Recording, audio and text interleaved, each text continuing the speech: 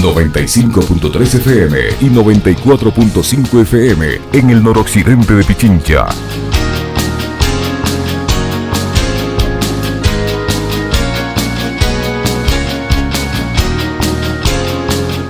8 de la mañana con 38 minutos, 8:38 minutos en Punto Noticias, a través de Radio Pichincha. Nos acompaña Carolyn Ávila Nieto, doctora en Comunicaciones, catedrática e investigadora de la Universidad de la SUAY. ¿Cómo está, Carolyn? Buenos días, bienvenida. Le saludamos a Alexis Moncayo, quien le habla, Licenia Espinel. Ayer todos fuimos testigos de una vorágine en redes sociales respecto a este programa, La Posta 3X, que hizo un ataque velado directo contra el presidente de la CONAIE, un ataque con tinte discriminatorio, difamador, racial, etcétera, etcétera. Finalmente ellos han decidido dar un paso al costado del programa de televisión y las autoridades instaron a que se autorregulen, a que se acuerden de que hay códigos deontológicos que se deben respetar.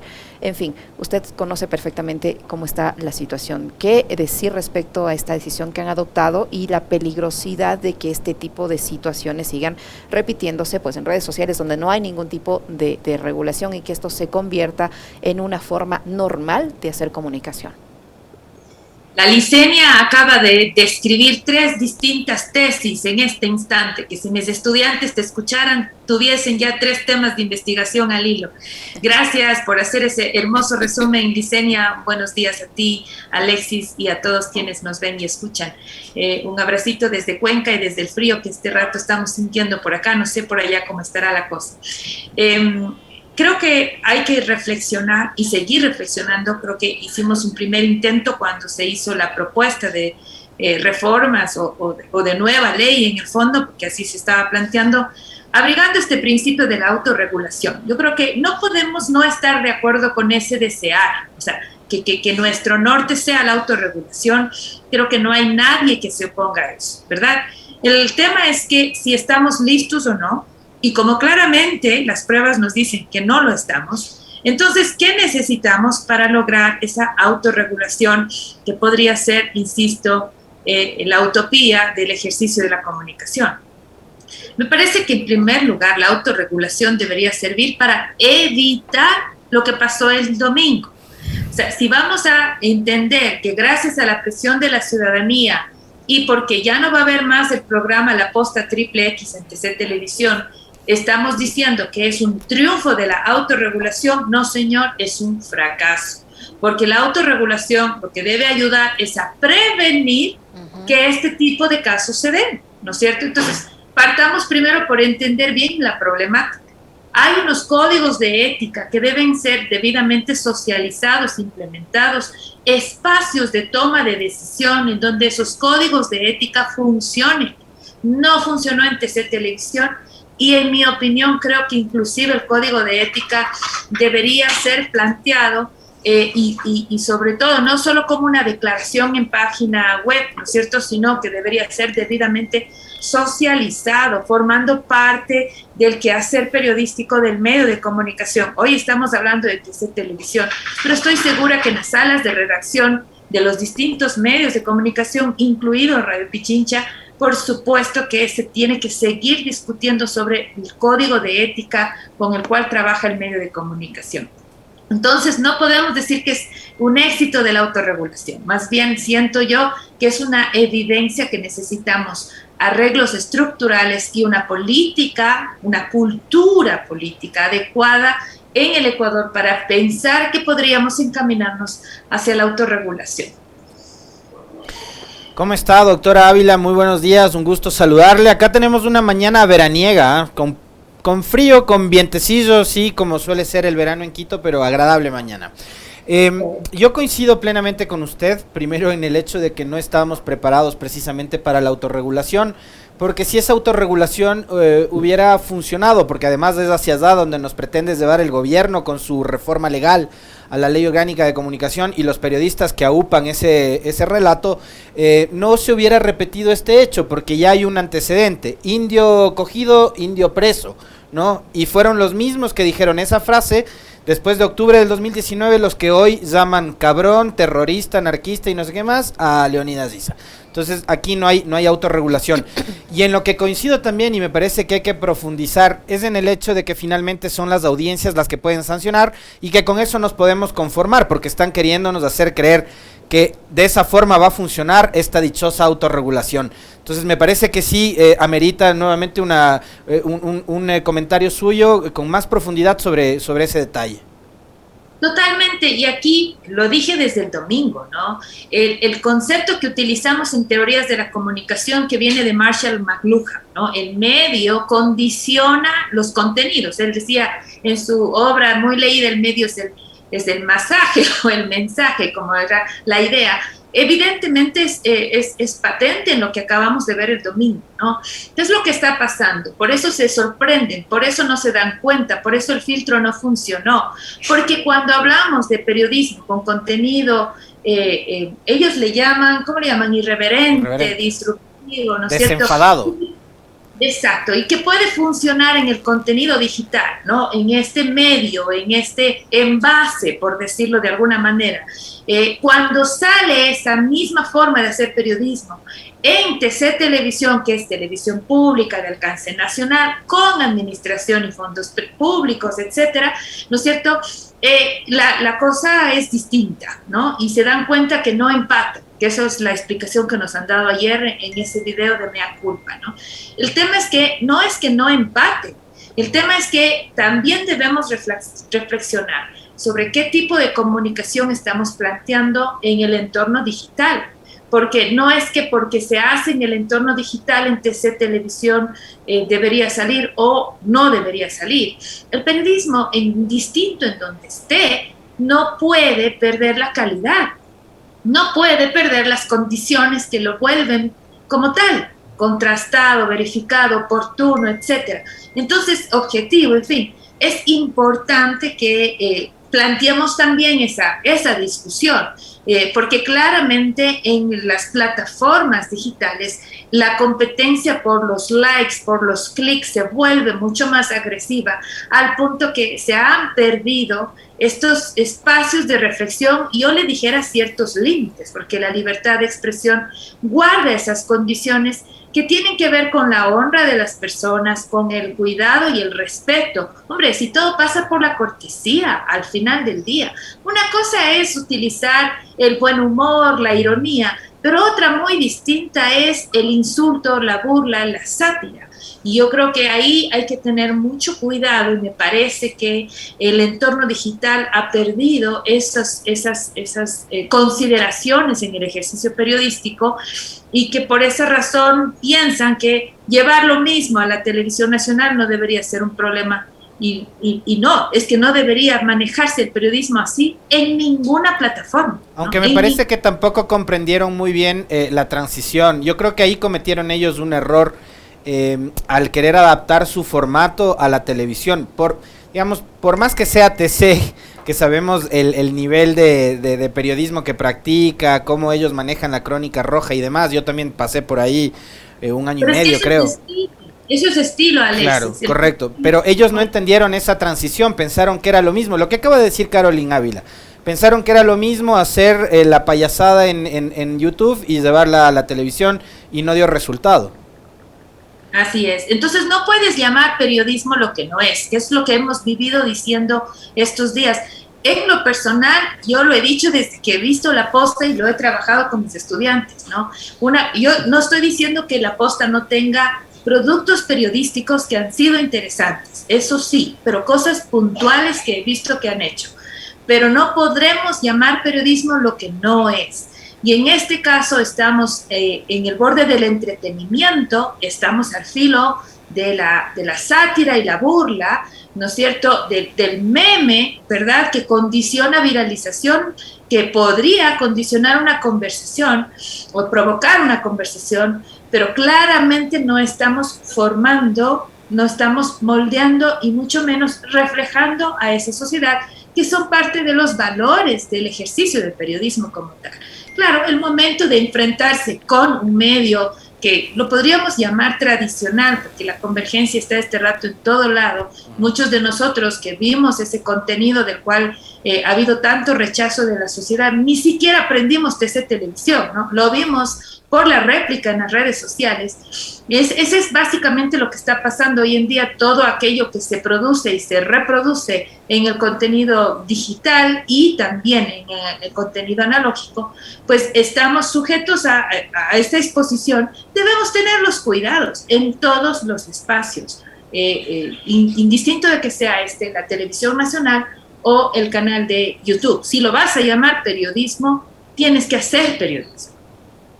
Caroline, ¿qué decir respecto a los pronunciamientos por parte de las autoridades, tanto del secretario de Comunicación, del presidente, como del Cordicom, en los que todavía dejan lugar a duda de que si hubo o no hubo una infracción? Porque dice, se tomarán las medidas, exhortan al canal a tomar las medidas necesarias de ser el caso, es decir, todavía se quedaba como en duda si es que se cometió o no un error en este programa. Eso por un lado. ¿Y qué hubiese pasado si esto ocurría con un medio alternativo o un medio que no forme parte de esta gran maquinaria de comunicación afín al gobierno, si esto hubiese sucedido del otro lado, me refiero, ¿no?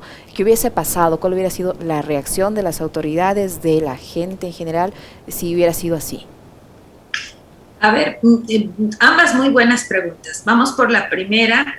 Me parece que están intentando, por el compromiso que tienen con el medio, que yo a todas luces lo veo como medio público, en el sentido de que tiene fondos, insisto, administración y fondos que vienen del Estado. Entonces, eso está clarísimo.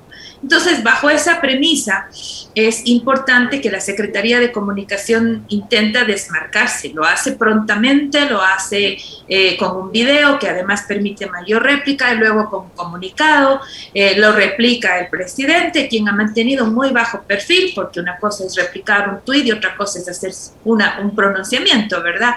Y creo que han tratado de dejarle lo más desmarcado posible al gobierno de esta circunstancia, ¿no? Que sea más bien un rollo allá entre periodistas, en donde Guillermo Lasso no se encuentre muy embarrado, por decirlo de alguna forma.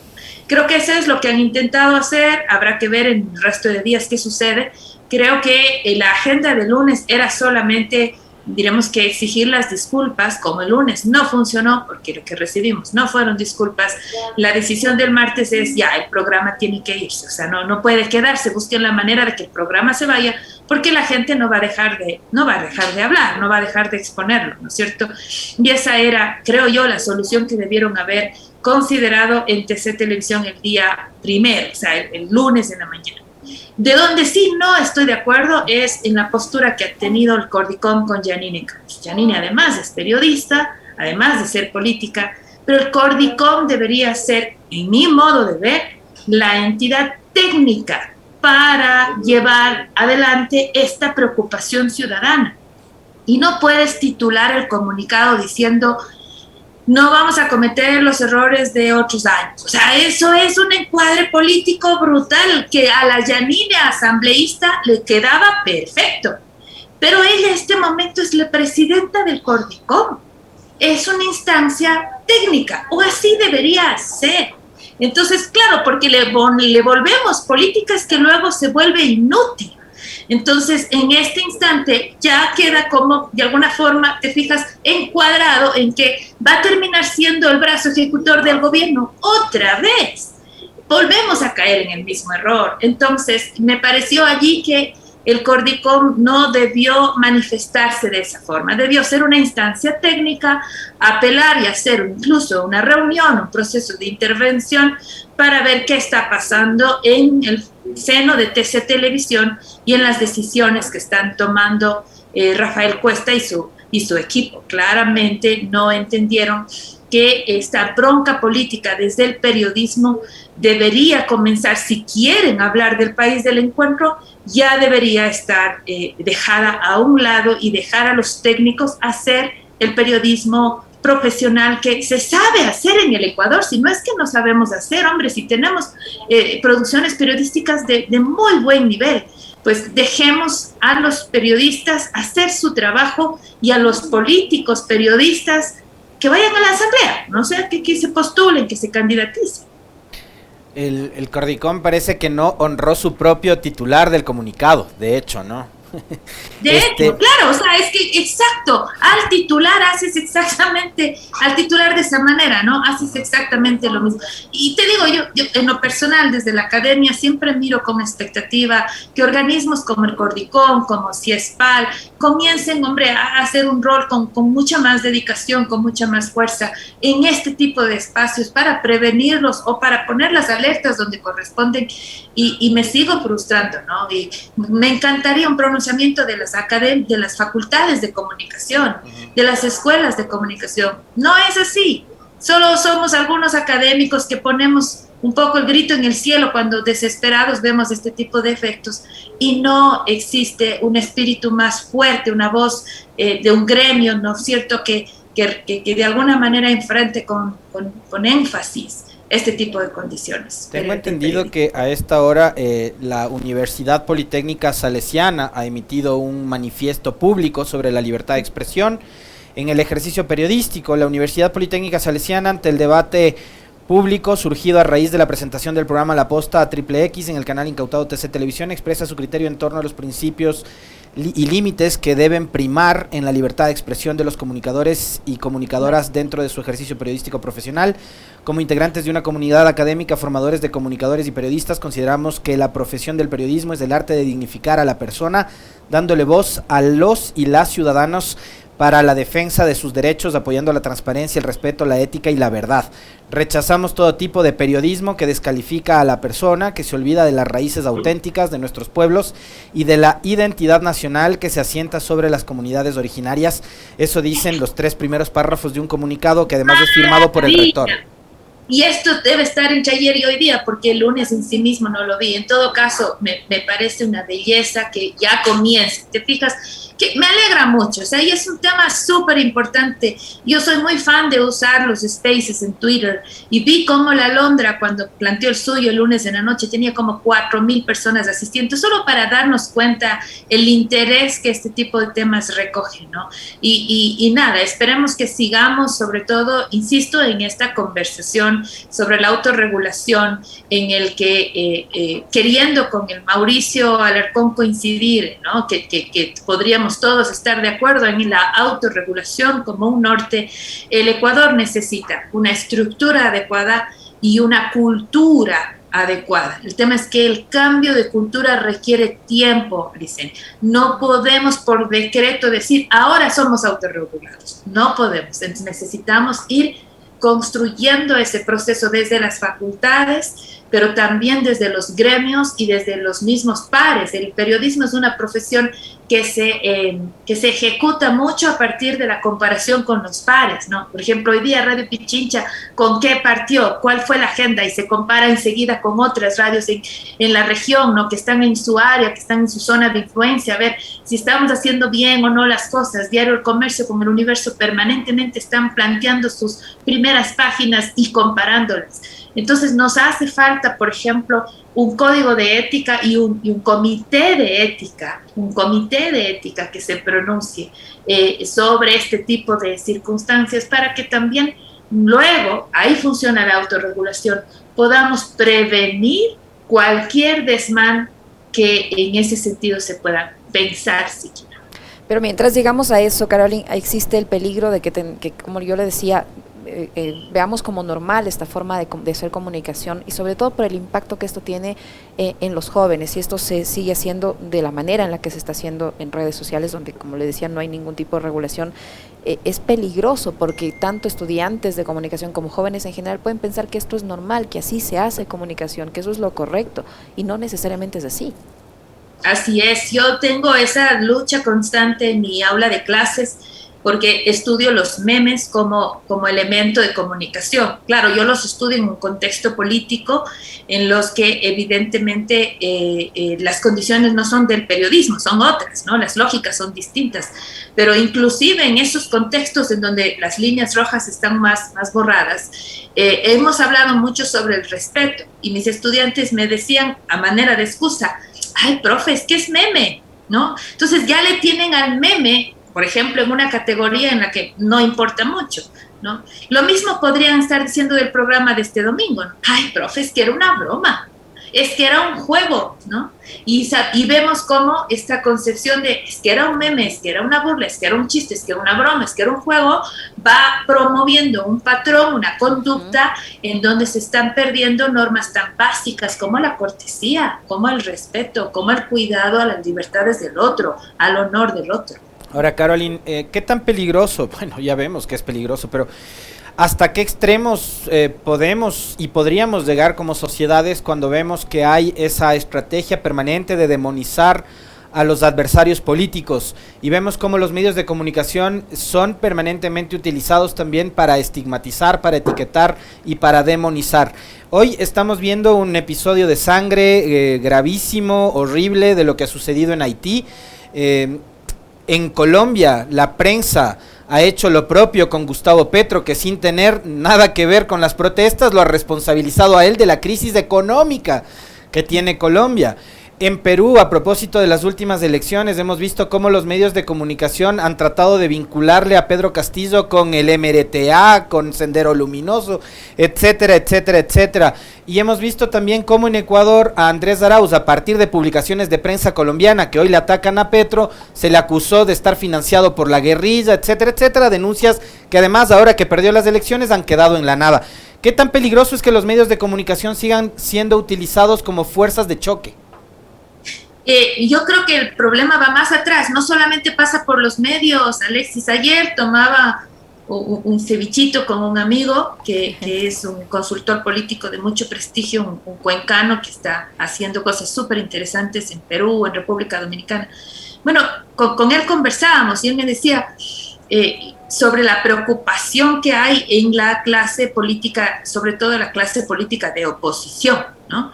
Y yo le decía, es que en el Ecuador no hemos visto una clase política de oposición desde la década de los 80s. O sea, para mí la última oposición honesta, decente, razonable que la vivimos fue aquella que se dio entre el Partido Social Cristiano y la Izquierda Democrática, ¿no? En esos años. Después de esto, salvo excepciones que la historia siempre nos muestra, la oposición a un gobierno siempre ha sido una perspectiva desde la demonización, desde un ataque sin propuesta, desde estas circunstancias, diremos, de enlodar todo en la política, ¿no? Las cosas que en este momento estamos viendo. ¿Por qué hablo de la clase política, Alexis? Porque lo que estamos viendo en los medios de comunicación son agendas políticas. Ahora, esto no es nuevo, la agenda política y el medio de comunicación van de la mano desde que surgió la prensa, ¿no? El tema es que cuando la clase política tiene este tipo de enfoque torcido, dañado, demasiado satanizado, diremos, sobre lo que es la oposición, evidentemente hay un correlato con la agenda mediática, con la agenda que los medios de comunicación plantean. Entonces, te fijas que estamos hablando de las bases estructurales de la sociedad.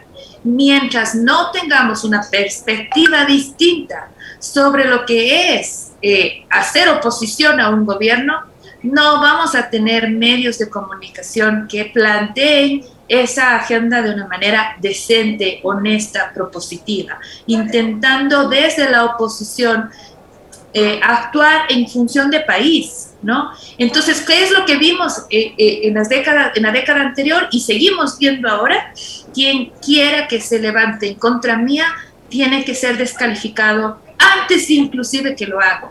ISA en este minuto, en mi opinión, es la única posibilidad que tiene Guillermo Lasso de enfrentar una oposición, porque con todo respeto digo, me parece que Unidos por la Esperanza, UNES, y Pachacuti, que en sí mismo, que nada que ver, pero bueno, incluso el Partido Social Cristiano no están siendo una plataforma de oposición al gobierno, no lo están planteando así, no, ni siquiera lo están entendiendo, es que no han sabido ser oposición en todo este tiempo. En cambio, me parece que la CONAIE, a partir de la visión de Leonidas Issa, desde su profunda base ideológica, que me parece que ha logrado soportar y mucho durante estos 2 años, está planteando esta perspectiva de oposición que recibe ataques por todos los lados, es que no es solo la posta, ¿no? Entonces, ese criterio es viene desde una perspectiva política. Entonces, cuando el periodismo se vuelve militante, partidista, se afecta. No estoy diciendo que el periodismo no sea militante, está bien ser militantes, pero lo que no podemos es contaminar con agendas partidistas el ejercicio de la comunicación. Muchísimas gracias, Caroline, muy clara, muy clara. Caroline Ávila Nieto, doctora en comunicaciones, catedrática investigadora de la Universidad de la SUAY, que ha estado con nosotros. Muchísimas gracias, doctora Ávila. Muy gentil, Caroline. Fuerte abrazo.